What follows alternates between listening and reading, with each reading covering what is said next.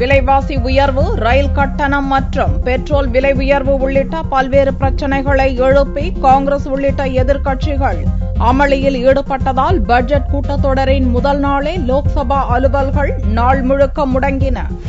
பார்லிமெண்டின் budget கூட்டத்தொடர் திங்களன்று துவங்கியது. லோக்சபா கூடியதுமே காங்கிரஸ், திரிணாமுல் காங்கிரஸ், ராஷ்டிரிய ஜனதா தளம், சமாஜ்வாடி, ஆம் ஆத்மி கட்சி மற்றும் இடதுசாரி கட்சிகளின் உறுப்பினர்கள் சபையின் மையப்பகுதியை முற்றுகையிட்டனர். விலைவாசி உயர்வை மத்திய அரசு கட்டுப்படுத்த தவறிவிட்டதாகவும், ரயில் கட்டண உயர்வை திரும்பப் பெற வேண்டும் எனவும் எதிர்க்கட்சி எம்பிக்கள் கோஷமிட்டனர். காங்கிரஸ் துணைத் தலைவர் ராகுல் தன்னிடத்தில் நின்று கொண்டு எதிர்ப்பு குரல் எழுப்பினார். சபையில் நடந்த அத்தனை அமளிகளையும் பிரதமர் நரேந்திர மோடி பார்த்தபடி அமர்ந்திருந்தார். காங்கிரஸ் தலைவர் சோனியா எதிர்க்கட்சியினர் உட்காரும் இடத்தில் முதல் வரிசையில் அமர்ந்திருந்தார். உறுப்பினர்களை தங்கள் இருக்கைகளுக்கு திரும்பும்படி சபாநாயகர் சுமித்ரா மகாஜன் தொடர்ந்து விடுத்த வேண்டுகோளை யாரும் கண்டுகொள்ளவில்லை.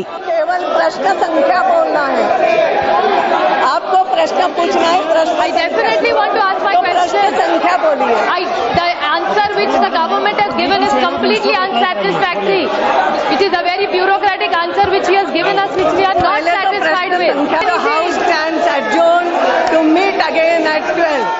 கூச்சல் குழப்பம் அதிகரித்ததால் முதலில் பகல் 12 மணி வரை சபை ஒத்திவைக்கப்பட்டது. மீண்டும் சபை கூடியபோது PSLV C-23 விண்கலத்தை வெற்றிகரமாக ஏவிய இஸ்ரோ விஞ்ஞானிகளுக்கு பாராட்டு தெரிவித்து தீர்மானம் நிறைவேற்றப்பட்டது. அப்போது எதிர்க்கட்சிகள் மறுபடியும் சபாநாயகர் இருக்கையை முற்றுகையிட்டு விலைவாசி, ரயில் கட்டண உயர்வு பிரச்சினைகளை எழுப்பி கோஷமிட்டனர். இதனால் மீண்டும் ஒத்திவைக்கப்பட்ட லோக்சபா பிறகு நாள் முழுக்க ஒத்திவைக்கப்பட்டது.